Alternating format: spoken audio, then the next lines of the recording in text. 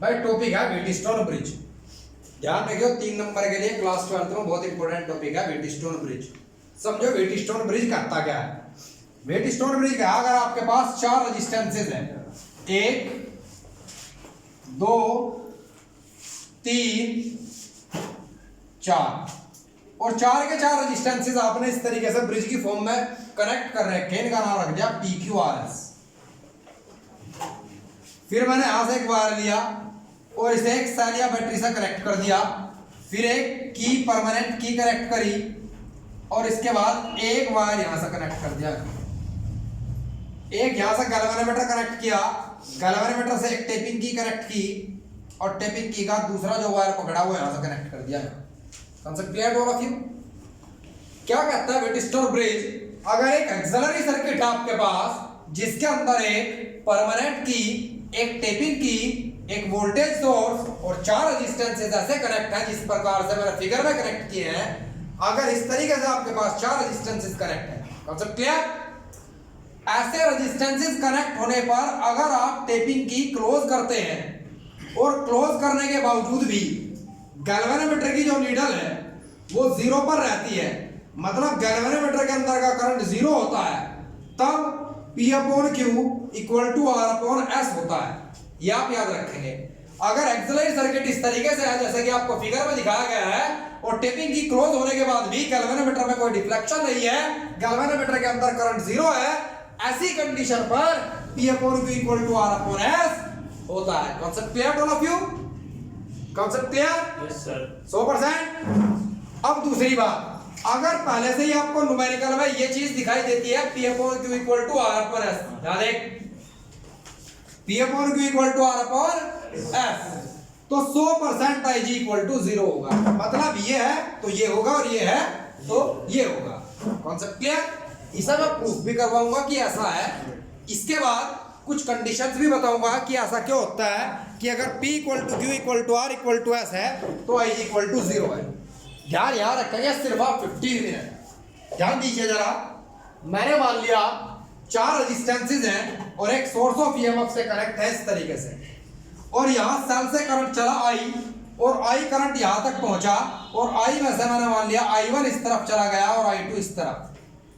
I1 यहाँ तक पहुंचा, इसमें से टूट करके IG करंट गैल्वेनोमीटर के अंदर गया और आगे गया करंट I1 - IG रह गया। इसके बाद IG करंट यहां तक पहुंचेगा और इधर से I2 करंट आएगा। जब IG I2 को मिलेगा तो IG + I2 बन जाएगा। इसके बाद इधर से जो करंट आया और इधर से आया, ध्यान दीजिएगा यहाँ IG माइनस का है, यहाँ IG प्लस का है, तो आपस में कट जाएंगे और I1 + I2 दोबारा से करंट बन जाएगा और I1 + I2 की वैल्यू I के बराबर होती है। इसीलिए आप क्या कहोगे, जितना करंट जहां से गया था उतना करंट वही आ जाता है। Law of conservation of charge. Is that clear to all of you? 100%। इसे मैंने कंसीडर कर लिया लूप 1, इसे कंसीडर कर लिया लूप 2। लूप 1 में वोल्टेज की इक्वेशन बनाएंगे, जितना भी करंट क्लॉकवाइज डायरेक्शन में होगा रेजिस्टेंस के साथ टेकन टू बी पॉजिटिव, जितना भी करंट एंटी क्लॉकवाइज डायरेक्शन में होगा रेजिस्टेंस के साथ taken to be negative.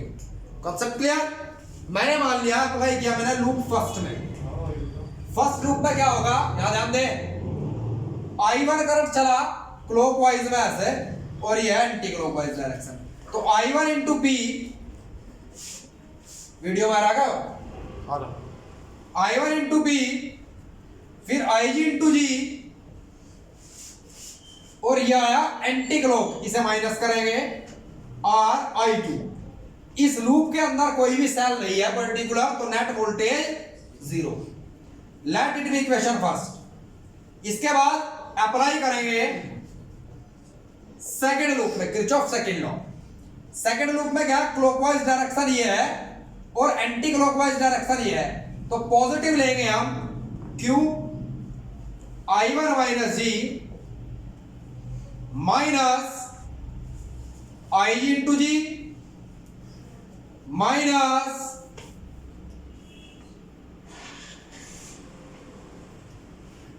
S into IG plus I2 that is equals to 0। इसे थोड़ा सिंप्लीफाई करेंगे, सिंप्लीफाई करने की जरूरत नहीं, इसे मान लो इक्वेशन सेकंड हो गया। अकॉर्डिंग टू डेफिनेशन चलेंगे।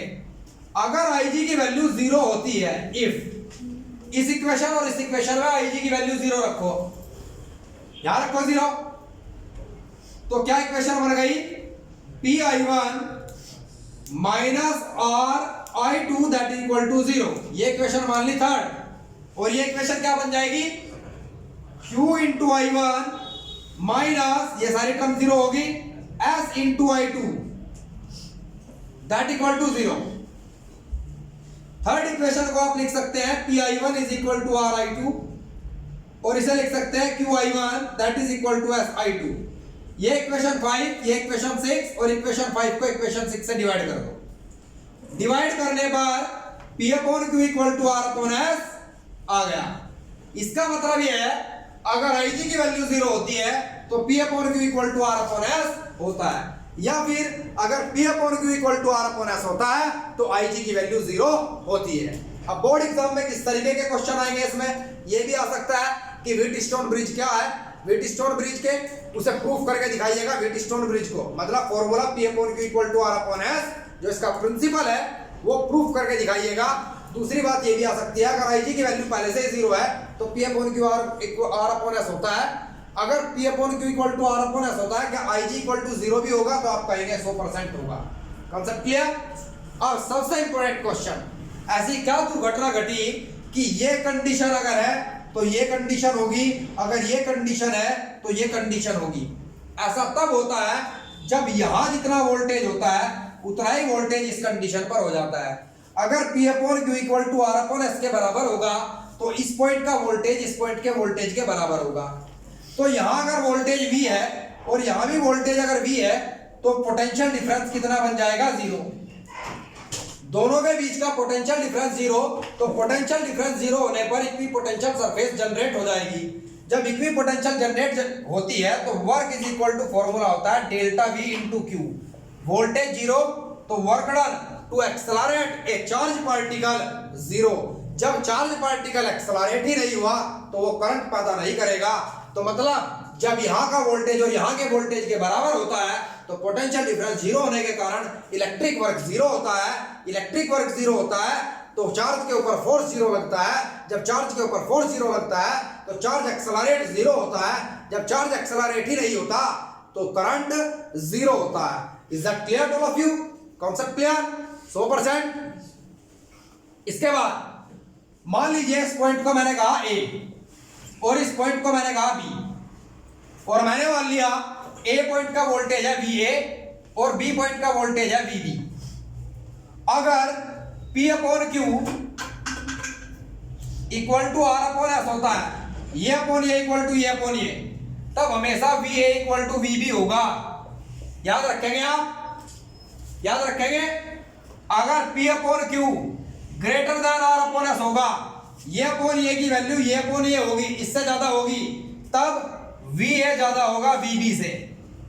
अगर P upon Q R upon S से छोटा होगा तब VB ज्यादा होगा VA से। तो याद रखेंगे अगर ये अपॉन ये ज्यादा है तो यहाँ का पोटेंशियल ज्यादा होगा, अगर ये अपॉन ये ज्यादा है तो यहाँ का पोटेंशियल ज्यादा होगा।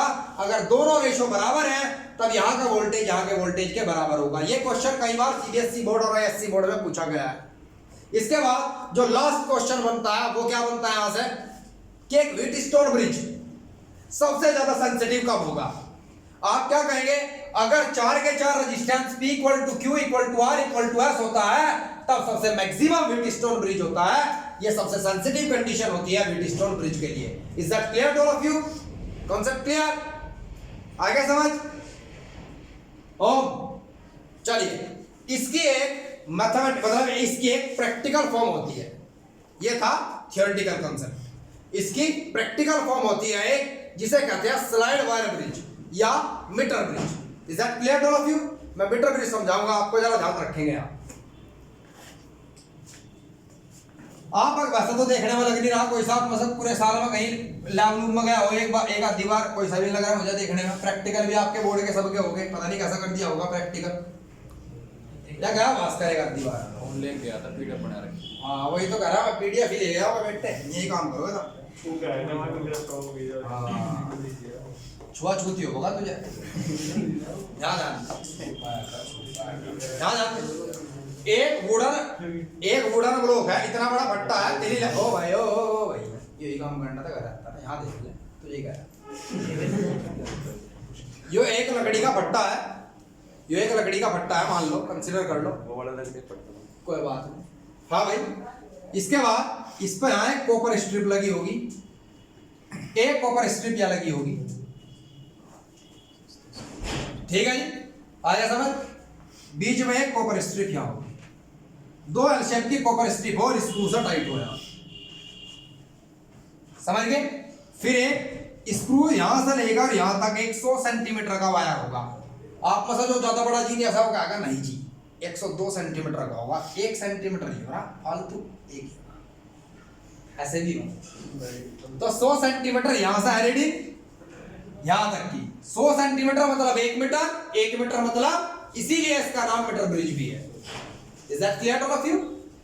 ये जो वायर है ये एलॉय का बना हुआ है, और एलॉय का वायर ये इसलिए है, दरअसल इसका टेम्परेचर बहुत तेजी से बढ़ जाता है, बहुत देर तक एक गैल्वेनिक उससे कनेक्ट है बैटरी एलिमिनेटर या बैटरी से।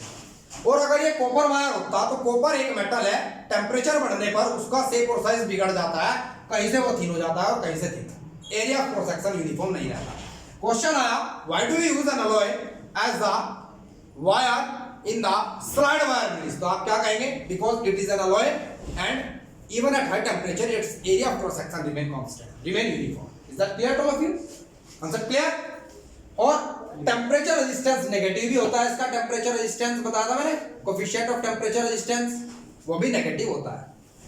इसके बाद बिल्कुल वही सिचुएशन क्रिएट करेंगे, यहां से एक स्क्रू यहां लगा होगा जिससे एक वायर कनेक्ट करेंगे और गैल्वेनोमीटर के पॉजिटिव टर्मिनल से कनेक्ट कर देंगे, और नेगेटिव टर्मिनल से एक डिफ्लेक्शन नीडल कनेक्ट करेंगे जिसका नाम जोकी होगा। यहां एक रेजिस्टेंस बॉक्स कनेक्ट करेंगे जिसका रेजिस्टेंस आपको मालूम होगा, और यहां एक अननोन रेजिस्टेंस कनेक्ट करेंगे जिसका आपको रेजिस्टेंस कैलकुलेट करना होगा। हो सकता है ये आप यहां कनेक्ट करें और यहां कनेक्ट करें, कोई फर्क नहीं पड़ेगा, बस रीडिंग का फर्क होगा, जो इधर आनी थी वो रीडिंग इस तरफ आएगी। Concept clear? 100%। यहां एक मीटर स्केल लगी होगी जिस पे लिखी होगी रीडिंग 0 से लेकर के 100 सेंटीमीटर तक। इसके बाद ये वायर से यहां एक सेल कनेक्ट होगी या बैटरी एलिमिनेटर कनेक्ट होगा या बैटरी कनेक्ट होगी। फिर मैंने जोकी कनेक्ट की गैल्वेनोमीटर के नेगेटिव टर्मिनल से, और जोकी को मैंने यहां से फेरना स्टार्ट किया। मैंने मान लिया नल पॉइंट यहां आया, ये एक ऐसा पॉइंट है जहां पर गैल्वेनोमीटर की जो नीडल है वो बिल्कुल सीधी खड़ी हो गई, इसे कहेंगे नल पॉइंट। तो आपको यहां से 0 से रीडिंग करनी है कि यहां से यहां तक कितने सेंटीमीटर हुआ। मैंने मान लिया L सेंटीमीटर हुआ, तो ये कितना होगा 100 माइनस L। अब आप आसानी से व्हीटस्टोन ब्रिज अप्लाई करेंगे।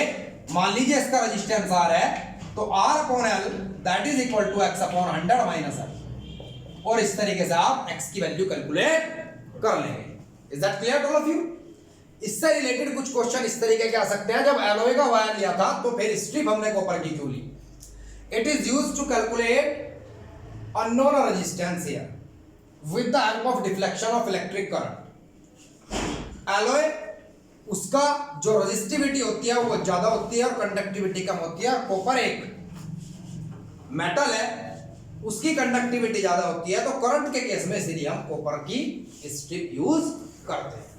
Is that clear to all of you? Question ऐसा भी आ सकता है, अगर इन्हें इंटरचेंज कर दूं तो डिफ्लेक्शन पर क्या फर्क पड़ेगा? डिफ्लेक्शन भी इंटरचेंज होगी। क्वेश्चन ऐसा भी आ सकता है, अगर x के पैरेलल में एक रेजिस्टेंस दूसरा जोड़ दिया गया, क्या डिफ्लेक्शन पॉइंट डिस्टर्ब होगा? 100% डिस्टर्ब होगा। Is that clear to all of you? कोई दिक्कत यहां तक? भाई नेक्स्ट वीडियो में आपको बताऊंगा पोटेंशियोमीटर क्या होता है, और उसकी 2 एप्लीकेशन है, साल बोर्ड में बनेंगे पूरे चांस है। What is potentiometer, give its principle, explain its figure and working, और एक application unknown resistance of a cell calculate करने के लिए, या फिर compare of EMF of 2 cells. इन 2 एप्लीकेशन में से एक एप्लीकेशन आने के पूरे चांस है। Thank you and all the best.